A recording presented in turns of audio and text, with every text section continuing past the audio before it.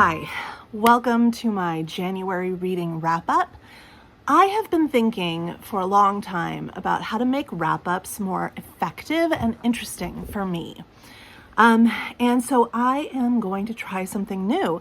And I'm thinking this will probably be the way that I go moving into the future, at least for this year. Or maybe it will just be awful and I'll never do it again. Hello. So we'll find out. Let's find out together. My plan is to pull an analysis question out of this cup randomly and try to respond to it for the book that I am debriefing you on. As you can see, I have quite a large stack here and several smaller stacks. So let me get through this. I did read 25 books. I read more than 25 books, but the overflow is actually from reading for my master's degree in English. So I only read 25 books that you saw me pull for my TBR for January, except that I did have 4 that I DNF'd and replaced. So the 4 books that I DNF'd, I will not be responding to a question about. I DNF'd Never Alone by Elizabeth Haynes because it just is not the kind of book that I really enjoy reading. It was very, I'm pausing because I was going to say it was very dark. I do enjoy dark books, but it was dark in a different way. A lot of it is from multiple perspectives. A lot of it's written from the perspective of the predator, and I just really didn't enjoy my experience with it. I read 120 pages and then decided, you know what? I really dislike this book. I'm not going to continue reading it. And I put it aside. And instead, I read Bombshell by Sarah McLean, which I will answer a question about. I DNF'd The Shadow of the Wind. There's a lot about this book that I liked. I got about 150 pages in. There's a lot about this book that I liked, but I really was very disgusted by the way that women are depicted in this book, the way they're talked about consistently by everyone. And this isn't something that often gets me. Like, it's not, I can usually read past this, but for whatever reason, in The Shadow of the Wind, every time I started to pick this book up, I just felt angry. So I decided, you know what? It's really not worth it to me to continue reading this. So I DNF'd it. If it's your favorite book, which I know it is a lot of people's favorite book, I understand that it is engaging and perhaps things change, but it wasn't worth it to me enough to stick it out. Stopped reading that one and I read this one instead. This is Once Upon a Wardrobe, and I will be answering a question about that book. I DNF'd this one extremely early on, and I understand that, I may have limited myself. This may turn into an incredible book, but it is from the perspective, in the beginning, it's from the perspective of a sex offender, and I just wasn't interested in it. So I just stopped reading it. I am not going to pick it up. If it is one of your favorite books, if it redeems itself, if it is not what it appears to be, that's all great and good, but I didn't want to read that book. So I read this one instead, which was How High the Moon by Karen Parsons, and I will be answering a question about it. And then I DNF'd this one, which I may pick up in the future again, but it's not the kind of book I want on a TBR. It's the kind of book that I want to just dip in and out of. I don't plan on unhauling this. There was nothing inherently wrong with this. It was just, it's not a start at the beginning and read to the end kind of book. I read this book, Paris by the Book by Liam Callahan, and I will answer a question about this book. I also read some nonfiction and a collection of short stories, which I will not be answering analysis questions about because it would be too hard. I mean, let's just be honest.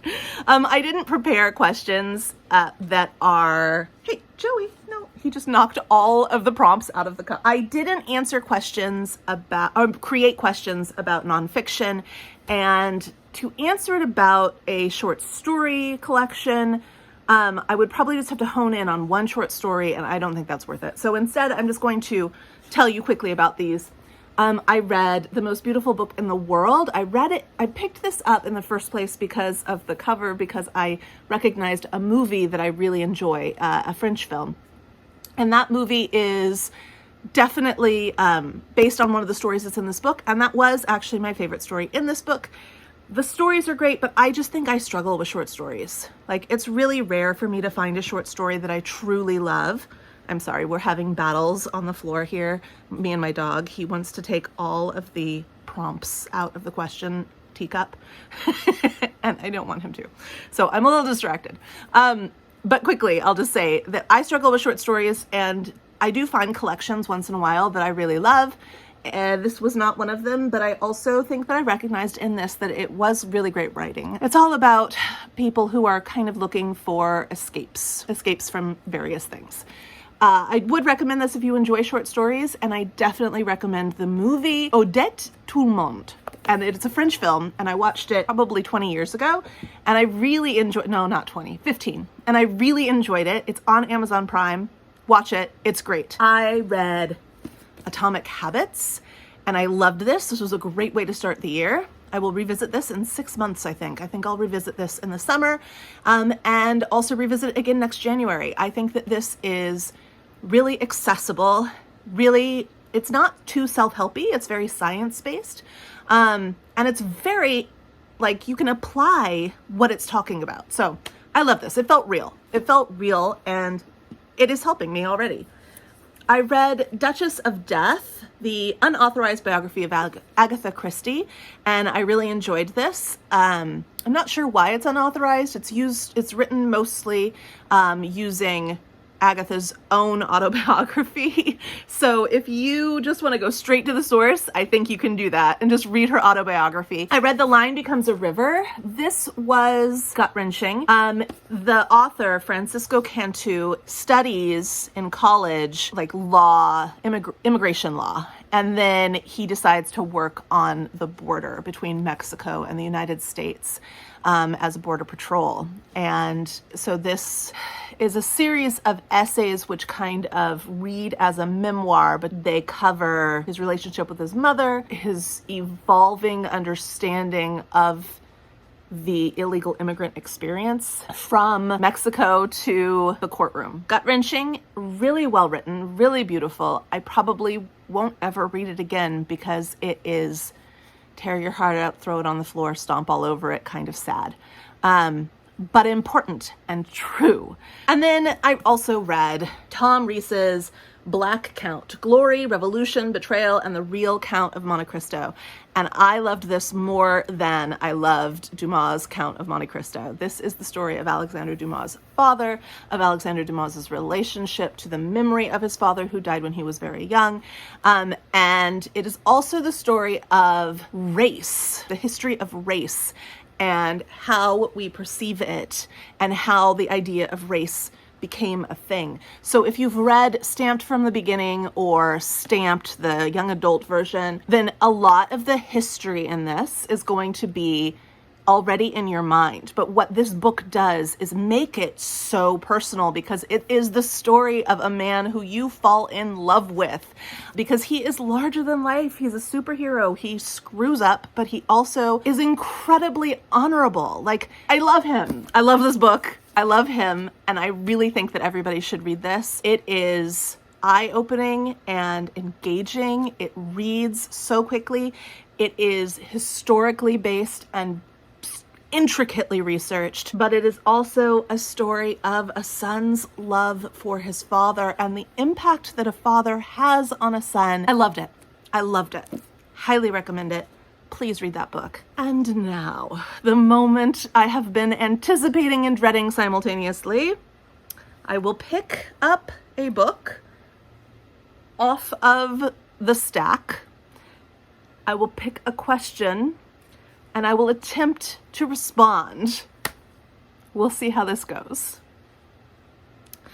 So for Storm of Echoes, which is the last book in the Mirror Visitor series, and it's a book by Christelle Dabos, and it is translated by, Hildegard Sorel. This is the final book in a 4-part series, so I don't know. I'm going to try not to do spoilers, but let's see what question I pull. All right. What the heck actually happened in this book? That's the question. So what the heck actually happened in this book? Resolution happened in this book, and revolution happened in this book. It's called A Storm of Echoes because, no spoilers, let's see. It's called A Storm of Echoes because there is an entity that is creating echoes of itself, and they are invasive. And a young woman and her polar bear-like husband have to work together while keeping certain things very secret and to themselves, to overcome it, to beat it, to save their worlds. It's really, really lovely. It's a beautiful culmination to a series that I have absolutely adored. And I can't tell you any more about what the heck happens in this book because I'd have to tell you about the entire series because they are very interconnected. Each book in the series is very interconnected. So I'd have to tell you the entire story, the entire arc. And I don't want to do that. So what the heck happened in this book? Resolution happened in this book. And I loved it. And it was a great end to a great ride. The Thursday Murder Club.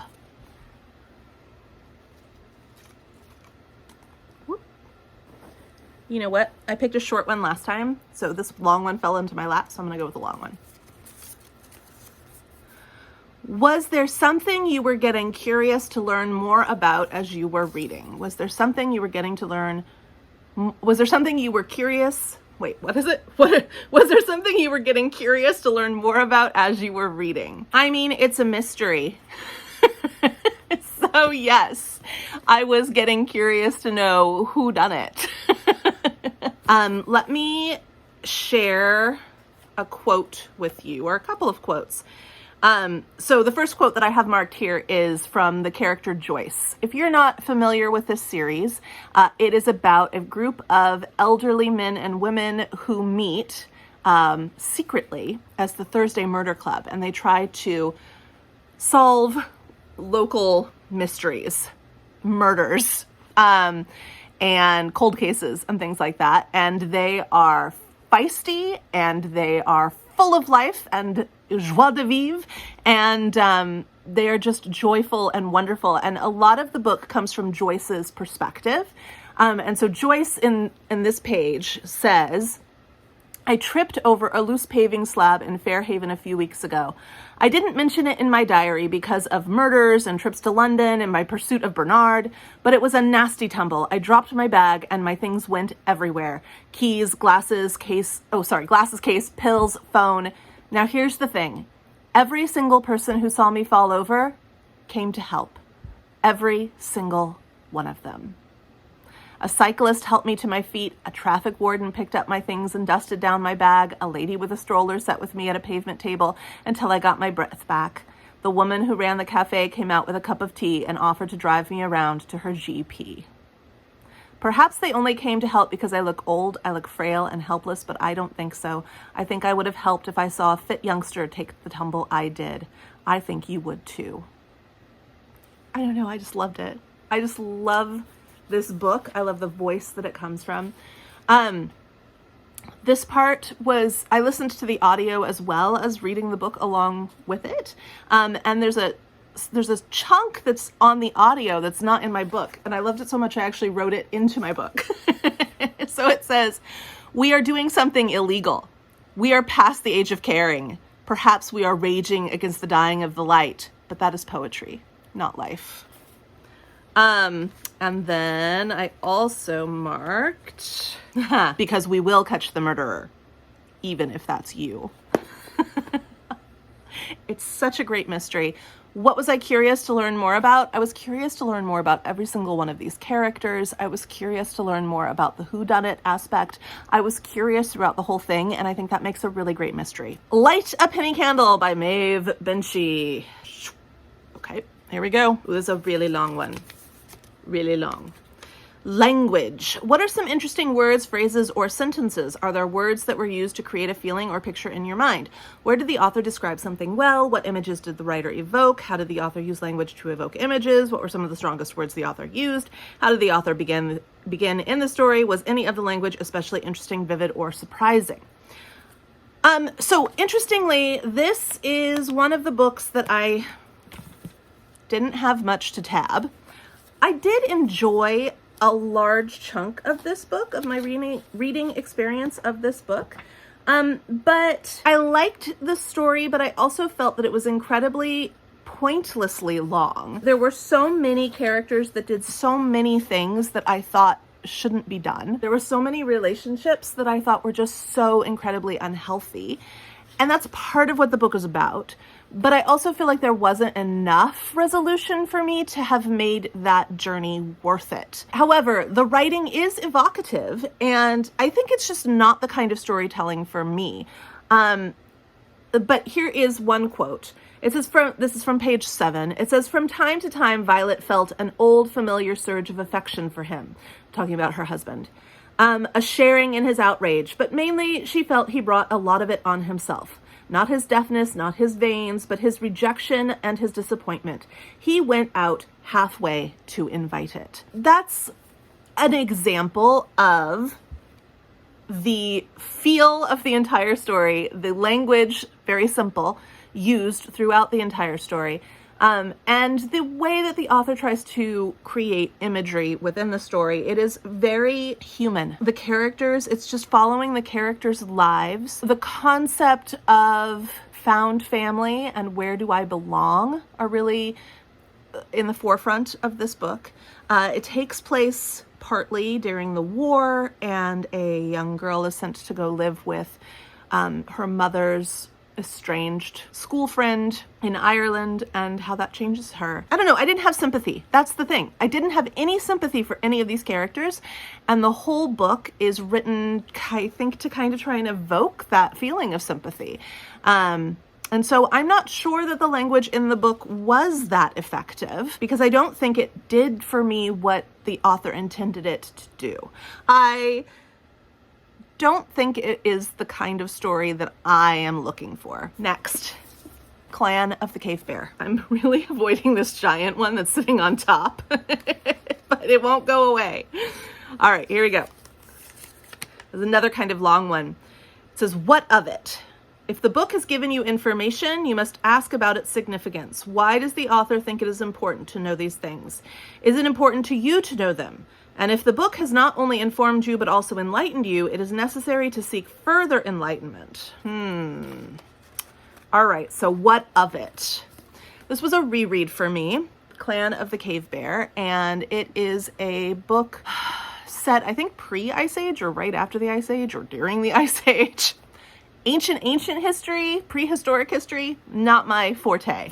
But it is about a young girl who during a young Homo sapien girl who during a earthquake gets orphaned and separated from her home and her people, and how she first kind of wanders around and barely survives, and then is found and saved by a group of Neanderthals, how she adapts to that culture, how that culture refuses to accept her, except for a few key members.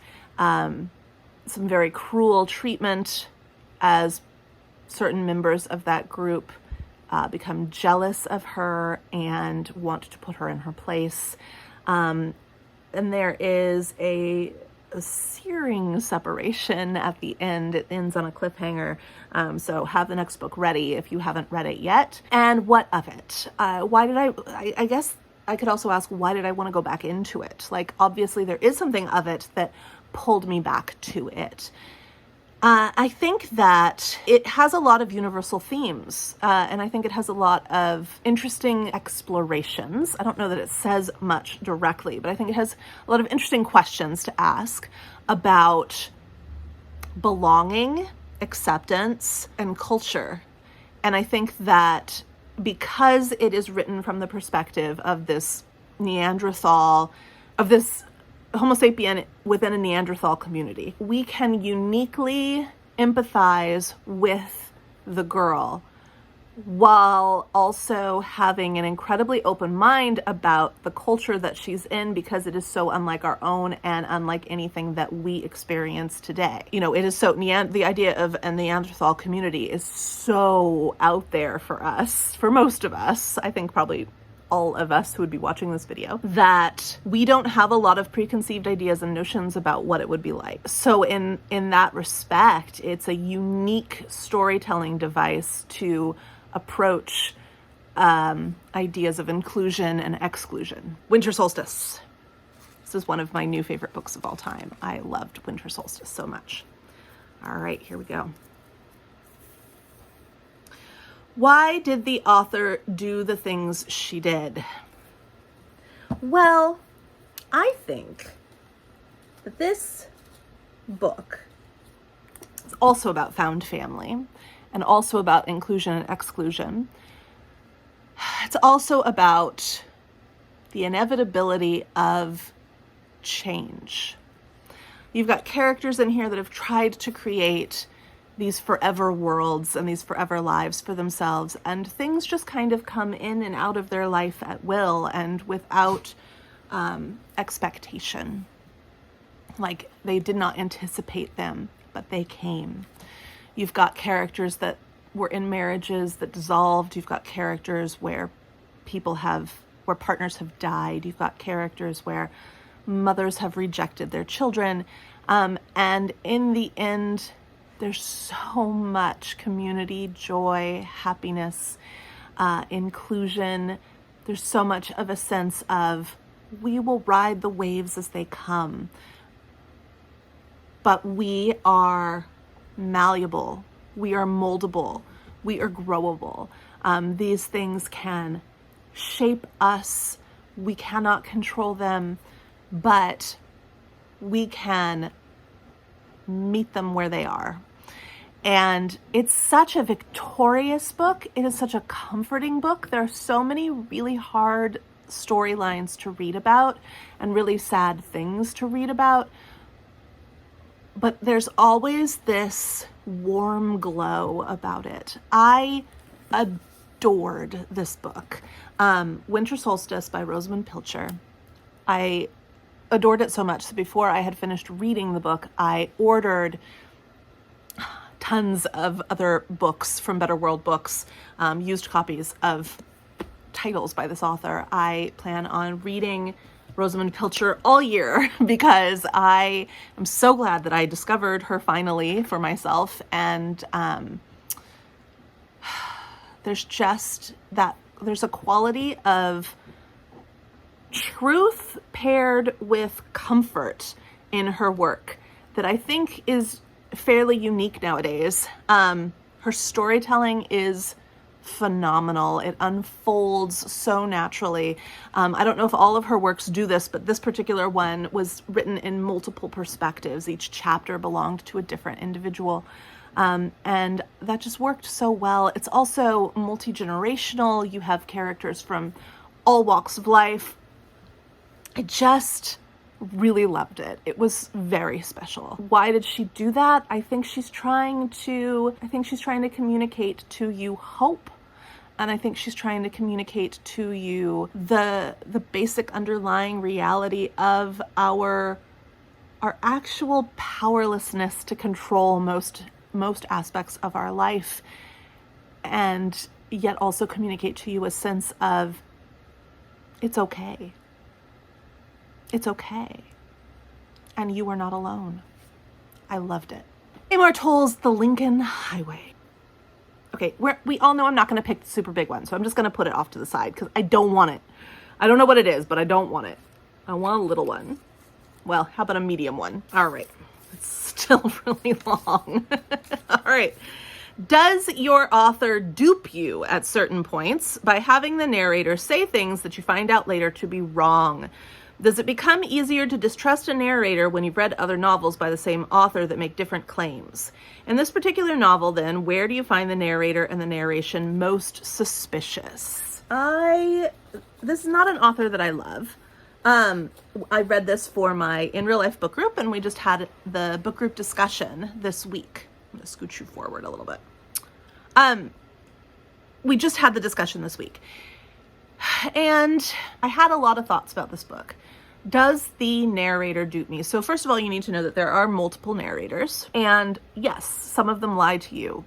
You kind of know that they're unreliable from the very beginning, though, because they're limited.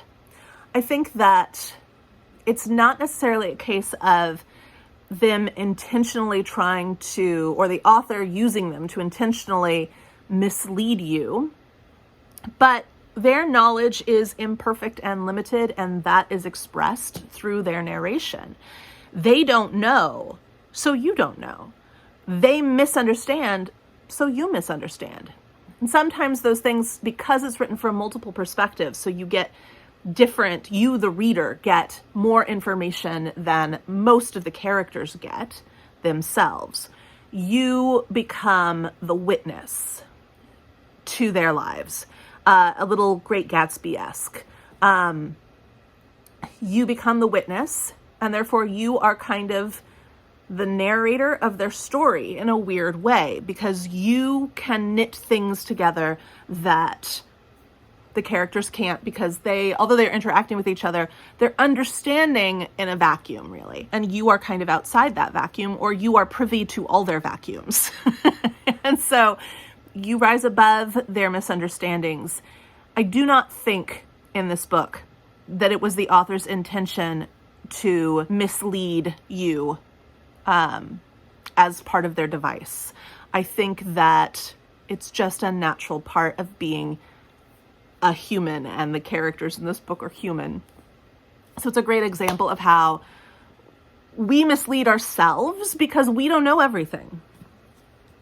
But we had a unique opportunity in this story to A, get a view of how mythology works, how the monomyth works, and B, weave together all their perspectives to get a bigger, although still unresolved and unclear, understanding of what's actually going on in this book. So, does the author intentionally try to dupe us? No. I went back and forth on whether or not to include this one for a question, because I am going to record a whole video talking only about this book, but I decided why not? Why not? So this was Bean's big book bash pick for January, and it is The Count of Monte Cristo by Alexandre Dumas, and I will pick a paper. How has the protagonist changed from the beginning of the novel to the end? Well, if that isn't the most apropos question for this book, I don't know. In the beginning of the novel, he is innocent and hopeful and trusting, and he has kind of a safety net sort of view on life because he has a safety net. He has hope, he has plans and goals and love and family, and all that gets taken away from him, and he becomes angry, hopeless, bitter, vengeful. And then he has a little bit of love given back to him, and he becomes a seeker of knowledge and philosophy and right versus wrong, and he gets hopeful again, and then he loses that and it gets taken away, and so he becomes cunning. And vengeance is the motivator. It's the thing that keeps him alive. It's the beating of his heart for most of the book, and he becomes very, very predatory, like a cat, planning well in advance every move, and playful in his vengeance. And then, see, I'm still struggling with the end. I'm still struggling with my view of the character in the end. I think that it is safe to say that he is not what he was at the beginning, and he is not what he was at the end. I mean, in the middle. But what is he in the end? He has changed. I don't know for the better, though. You can argue. I'm sure everyone wants to argue. I'll go into more detail on my ideas about that when I talk about the book as a whole. A tale for the time being. Make a sketch or picture of an event in the book. Okay, I will paint a verbal picture for you.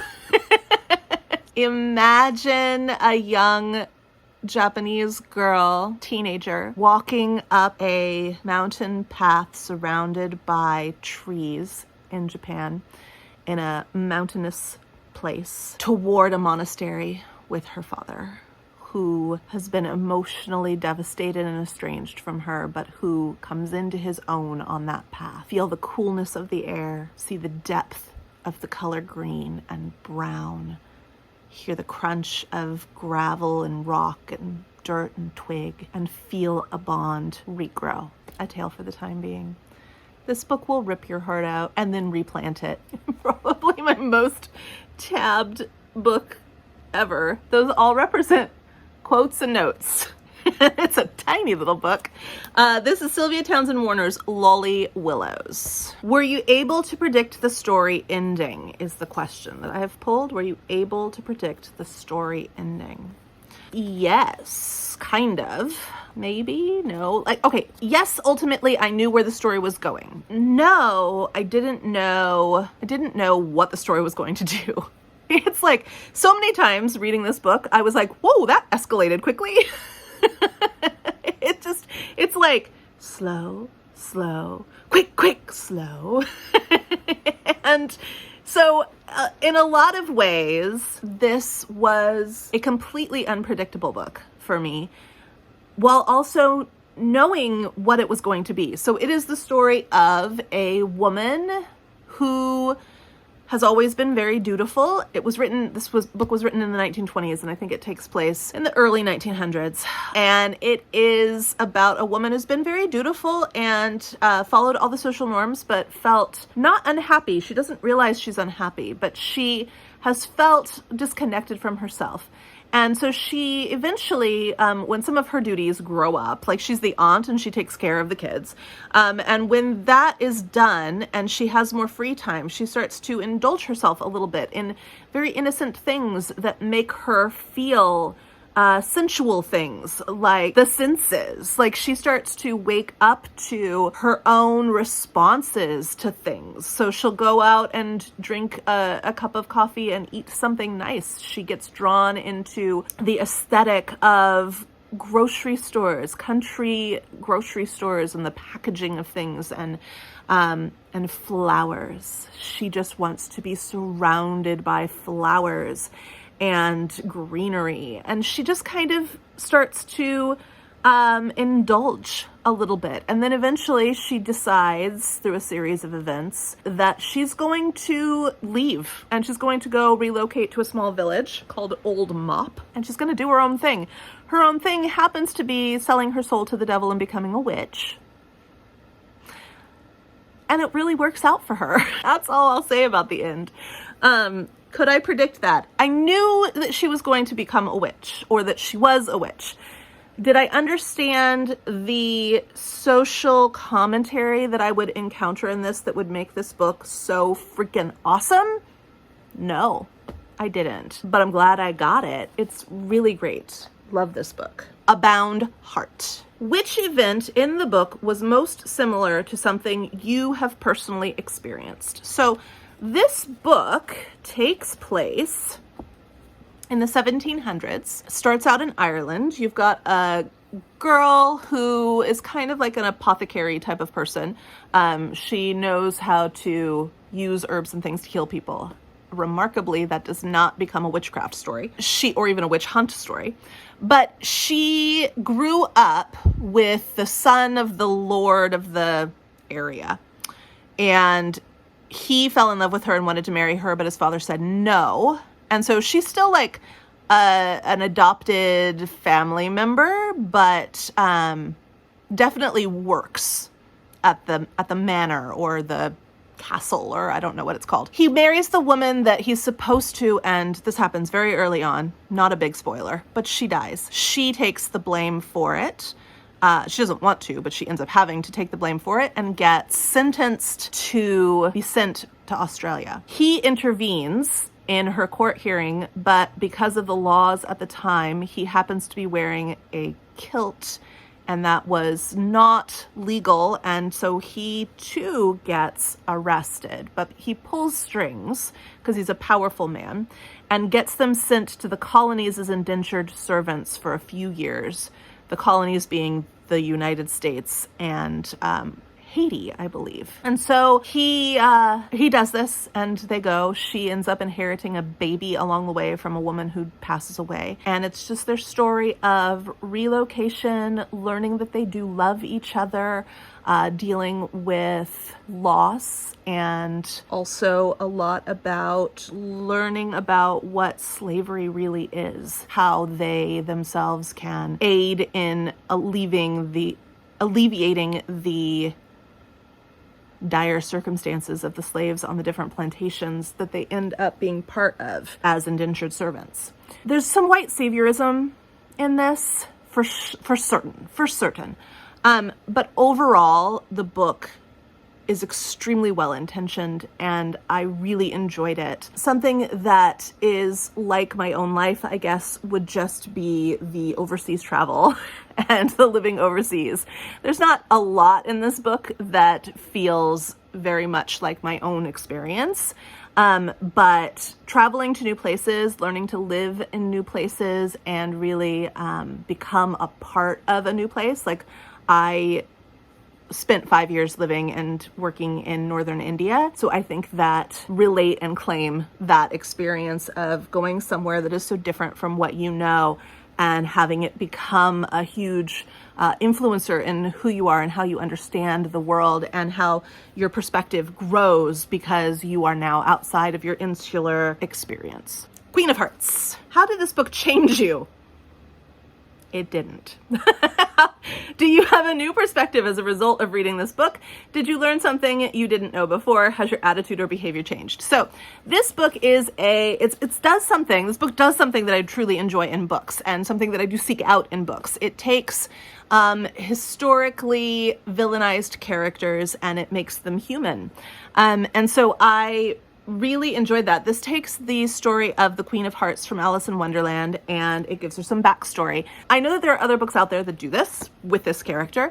I've never read any of them, but I did read this one by Colleen Oakes, and it's the first in a trilogy, and I really loved it. I immediately, upon finishing it, ordered the other two books. However, it's just a great fantasy story. It's YA. It is about a girl who comes to understand that the people around her are not who she thinks they are, and therefore, within that context, she is not who she thinks she is, as far as like motivation and decision-making and priorities, and morals. And so she is dealing with identity issues and loyalty issues. And it's just really, it's extremely engaging. Did it change me? Not in the slightest. Did I enjoy it? 100%. Murder at the Vicarage by Agatha Christie. How did the book make you feel? How did the book make you feel? This book made me feel entertained. I was so tickled by the name Lettuce Prothero. Like, what name is that?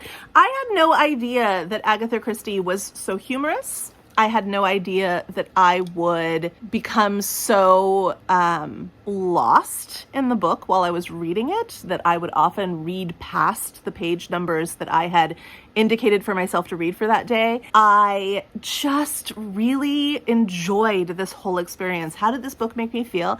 It made me feel excited to pick it up every single day. I really loved this. This was my first book in the Miss Marple series. I'm so looking forward to reading the next one. The Two Gentlemen of Verona. What character did you want to make friends with? Which did you want to slap? And which did you want to fall in love with? Oh Well, I don't want to fall in love with any of these awful people. Okay, so which character did I want to make friends with? I want to make friends with Lance and his dog. I love the court jester character in this. In most Shakespeare comedies, you have a court jester that kind of talks directly to the audience and is very political and is kind of speaking the thoughts that the audience should be having at some point during the watching of this play. And so the character in this one that fulfills that purpose is Lance. And Lance has a dog named Crab, and they are my favorite characters. Oh, Crab. I'd fall in love with Crab. Okay, I got it fixed. So Lance is my favorite character, and I would really want to be friends with him. And who do I want to slap? Everyone. I want to slap everyone in this play. It is a vile play. It is not the play I thought it was when I introduced it during my TBR for January. I had confused it with a different play. This play is about two guys who are probably in love with each other. No joke. Like that is it. I'm not putting 20th century ideals onto Shakespearean plays. That's truly what this story is about. So they're probably in love with each other, but they're also in love with women. They have a falling out. I'm skipping a lot of stuff. But they have a falling out when one of them tries to rape the other one's love. Not a lot to enjoy in this story, but Lance and Crab. I would fall in love with Crab, the dog, and I would marry Crab, and we would live happily ever after together for a long, long time. I would slap all of the characters in this book. I would slap the women, move on. There are better men out there. I would slap the men, ya gross, yuck. Did not really love this one. Although it is full of all sorts of really hilarious quips, one-liners, and some lines that you would know that you might not necessarily know come from Shakespeare. So there's a lot in here to make notes about. Story itself, not my fave. Another one of my new favorite books of all time. This is The Girl Who Drank the Moon by Kelly Barnhill. You know what? I'm going to pick the big one. Let's see. Is so big. Okay, let's see. Are the characters in this novel defined allegorically? Okay. As standing in for a single specific idea, or socially, as embodying more complex ideas. Complex ideas always in relation to or in conflict with other points of view, but nevertheless is complexity defined by their relationship to other characters. If a given novel is a case of the former, then what is the allegory being told? So is it allegorical? Is it metaphorical? I mean, I think that all of these characters could be read as archetypes of other things. For example, you've got the dinosaur that, not dinosaur. You've got the dragon that believes it's a tiny little dragon and it believes that it's bigger than everything and that it can't go out into the real world because if it does, then it will scare everyone because it's so huge. It has to stay in this tiny little family in the bog because they are big beings. But in reality, they're average sized beings and he's a tiny little being. But what happens is that, I'll spoil this one aspect of the book, but what happens is that he ends up having to go on a journey, on a quest, alongside some other family members, and realizes that actually leaving the safety of home is what grows him into something so much bigger than he was. So yeah, this whole book is metaphorical, archetypal, monomythish. Yes, the answer to that very long question is yes, This Present Darkness. Ooh, this one's really well folded. Explain the book in 5 words. Evangelical, Christianity, misunderstands, mental health.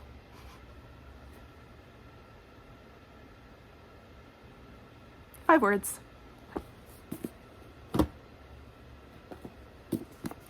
Anne of Green Gables. You, of course, will see that one again next month as well, and hopefully every month for the entire year. I am planning on reading it every month this year. Okay. Do you agree or disagree with what the author is saying or showing? I agree wholeheartedly with what the author is saying or showing. First of all, one of the things I noticed about this is how often Anne is referred to as a witch or witchy or magical. I had never caught any of that before. And she does kind of work this spell, this verbal spell on everyone around her. Do I agree? Ultimately, this book is about how you can be loved for who you are. Every character in the book is loved for who they are, from, nosy Mrs. Lind to painfully introverted Matthew to begrudgingly loving Marilla to Motormouth Anne. Everybody is loved for who they are. It's just really, really beautiful. And yes, I agree with it. I agree with the glorification of nature. I agree with the found family. I agree with it takes all kinds. It takes a village. I agree with the hopefulness. I agree with the devastation. I agree with the entire book. And so excited to read it again next month. Paris by the book. Senses make the strongest memories. Which of your senses did the story most trigger? Did characters eat, touch, smell, see, hear? Well, the book takes place mostly in Paris, so yes, it definitely triggered senses. It triggered senses. It triggered memories of my time in Paris. It felt so familiar, and I really could envision so much of what they were talking about. I think mainly, and I didn't realize this at the time, but as I sit here and think about it now, I really think that it triggered a lot of smells for me, like the kind of gross smell of the Seine in the summer, the kind of musty but welcoming and familiar smell of cool bookstores in hot, humid climates. It triggered for me the smell of walking by cafes and restaurants. It triggered just that smell of heat coming off of the pavement. I remembered so much. This is a great book. I highly recommend it. It is about a woman and her 2 daughters who relocate to Paris after their husband disappears. And they do not know if he is dead or alive. They have a hunch that he's alive and that he has left them. But then why would he have done that? So there's also, police investigations that seem to be pushing for the idea that he's died. And so it's the story of whether or not he's dead or alive. And it is the story of how they come to live without knowing. How High the Moon by Karen Parsons. Karen Parsons actually played Hillary in The Prince of Bel-Air, and I didn't know that as I was reading until I got to the end and I saw the picture of the author and I was like, wait a minute. So I thought that was pretty cool. Is the book true in whole or part? That is such an apropos question for this book. So it is true in part. It is a fictional account of a girl growing up in South Carolina during the Jim Crow era. She is a biracial child. She was born from a black woman and a white man. She doesn't know. She doesn't have that confirmed for her until the end, but it's very apparent that she's incredibly light-skinned as opposed to the rest of her family. And so it's hinted at from the very beginning.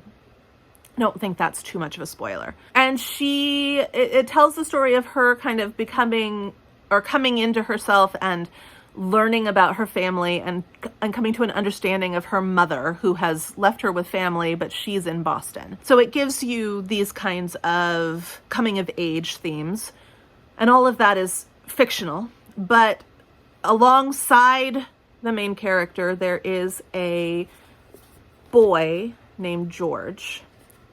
I want to get his... George Stinney or Stinney Jr., and he is a true character. He's a character in the book, but he's a true person from history. He was a 14-year-old boy who was executed for the murder of 2 young white girls, which he did not commit, was not present for, had no involvement in.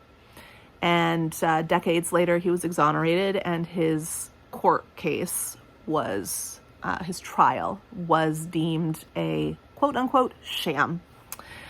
So this is a middle grade book, but it has a lot of really big, heavy, important themes in it that would need really great discussion. So highly recommend this book, but also read it with your young people. Once Upon a Wardrobe by Patty Callahan. When did the story hook me? So this is another new favorite of all time. I adored this book, and I really didn't think I would. I actually got it from my library. I didn't have a physical copy of it. I wanted to experience it, but I didn't think that it would be impactful in any way. So I didn't purchase it, but as soon as I finished it, I ordered a copy. So you have my copy here now. But this is Once Upon a Wardrobe by Patty Callahan, and it is the story of a young woman who is very scientifically and mathematically minded, who has a young brother who is very story-oriented and also very ill. And he reads the first book of The Lion, the Witch, and the Wardrobe, and he wants to know where the story has come from. And he's seeking solace for the end of his life. He wants to know what's real and what's not in the book. He wants to know where the ideas come from. And they happen to be living, just real close to the Lewises, to Warnie and his brother Clive, or Jack, who wrote the book. And so she actually ends up being able to meet them and talk to them and ask them questions. She tells the story of why she wants to know the things she wants to know about the origins of The Lion, the Witch, and the Wardrobe. And she gets to hear, and we as the reader get to hear, some of the backstory of C.S. Lewis's life. The influences that helped to create the man who would create the story. But it's more so about this woman's love for her brother and her opening up to the power of story. It's a beautiful book. I love it. What was the question? The question was, when did the book hook me? When did the book hook me? It hooked me from the very first sentence. It hooked me from the very beginning. So the first sentence is, George Henry Devonshire is only 8 years old, and he already knows the truth that he will die. It hooked me from the very beginning. Moment one, I was a goner. The last book, Bombshell by Sarah MacLean. And I have 6 prompts left, and they are all gigantoid. So let me mix them up, and we'll pull one out.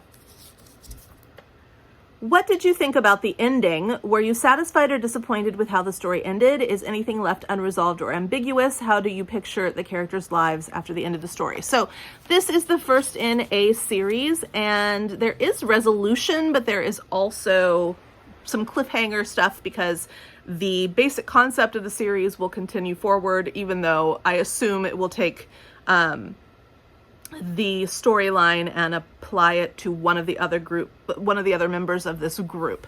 The basic premise of this is that in Regency England, a group of diverse but well-off socialite women come together to create a task force that will bring down slimeball aristocracies, or slimeball members of the aristocracy, through a variety of fairly humorous means that could get them in a lot of trouble. So I assume that the next book in the series will be from the perspective of one of the other women who is part of this group. This is a romance novel, and I did not really enjoy it very much. I like the basic premise quite a lot, but there are a few things in here that just made the book not enjoyable for me. I do think this is a very, very well-loved book. But for me, I need more historical accuracy. For me, I need to not have the main thing keeping the male love interest and the female love interest apart to be a misguided sense of, I can't have her. And I need, for there to be an exploration of their actual relationship as opposed to misguided deeds of heroic valor. I'm trying not to ruin the book for people who will enjoy it, and you very well may be one of those people. I am not one of those people. I did not enjoy this. Does that mean that I don't enjoy romance? Not at all. It just means that this particular book was not for me. I will say this. I really enjoyed Sarah MacLean's writing. And I really enjoyed the basic overall premise of the book. The concept of the series is quite entertaining. I just didn't enjoy that particular story. There you have it. I think this was pretty successful as far as a wrap-up goes. It's longer than my other kind of long wrap-ups, but I feel like this was maybe hopefully more interesting than just me going, this was a 5-star, this was a 4-star, this was a 3-star. In fact, most of these books, I didn't even tell you what I rated them. If you'd like to know, you can see my Goodreads account, or you can see the posts that I put up about each one on Instagram. But it really doesn't matter what I rated them, does it? Because you will have your own rating system, and my ratings are local to me.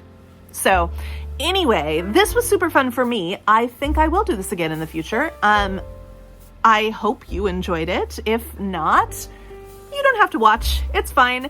But if you did enjoy it, then please do give it a like, and maybe I will see you again in February at this time of the month. Yeah, I really liked that. Bye.